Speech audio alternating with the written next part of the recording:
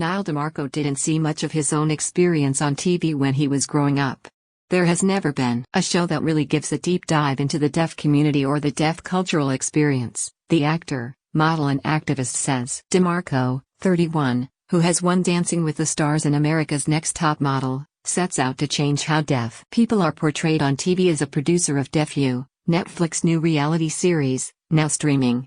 Set at Washington, D.C.'s Gallaudet University, a prestigious college for people who are deaf and hard of hearing, the series is no after-school special, but rather a juicy, addictive series about a tight-knit community of students from different backgrounds. Speaking to USA Today on a video chat with a translator, DiMarco explained why the series is so important, how he found his magnetic young stars and his own experiences at Gallaudet. Where did you get the idea for this series? Nyle DiMarco, it goes all the way back to my college days when I was a student at Gallaudet University with my friends. We often would talk about how badly we needed our own reality TV show about the Gallaudet experience. When we went out on spring break one year, there was a whole audience of hearing people who were really interested and wanted to learn more about our culture and essentially how to do the sign language. They always wanted to party with us. Some of the students featured have grown up in the deaf community, and some have never experienced that before they arrive at Gallaudet. DiMarco, yes. I remember when I was first introduced to the casting department, everyone wanted to look for big D deaf people, which meant that they shared a very strong cultural deaf identity and had gone to deaf school. Most capital D deaf people are very confident. They're very energetic, they have really interesting personalities compared to people who might identify as little d deaf, who aren't really a part of deaf culture. But I wanted to tell their story as well, and I wanted to see the comparisons. I wasn't by any means gauging whose experience was better. I wanted to really portray that there is no one right way to be deaf. More, Deaf U, 6 more TV shows you should watch this fall. Yes, there are still new shows, even during COVID. 2 cast members, Dequan and Rodney, are black men who don't come from the deaf community, and they talk about that a lot during the series. Were you looking for that experience specifically?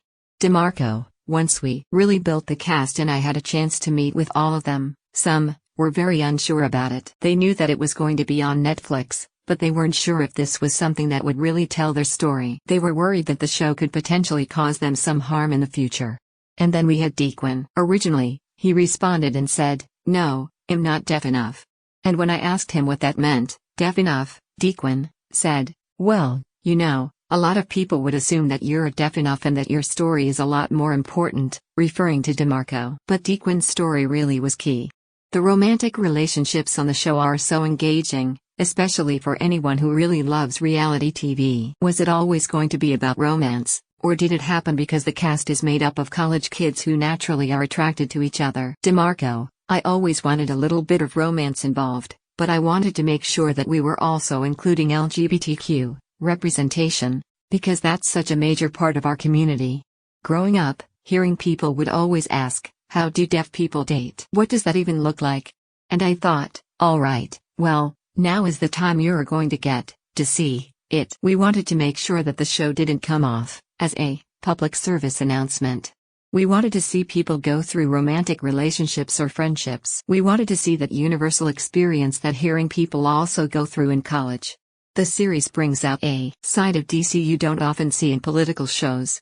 DiMarco, DC is an incredibly deaf-friendly city. I always felt very normal and comfortable living there, because so many people had already met deaf people and had an experience with our community. There are a lot of people in DC who do know some sign language, and it feels like a city that deaf people kind of own. And funny enough, growing up in DC, I always thought it stood for deaf community. The Washington deaf community just made sense.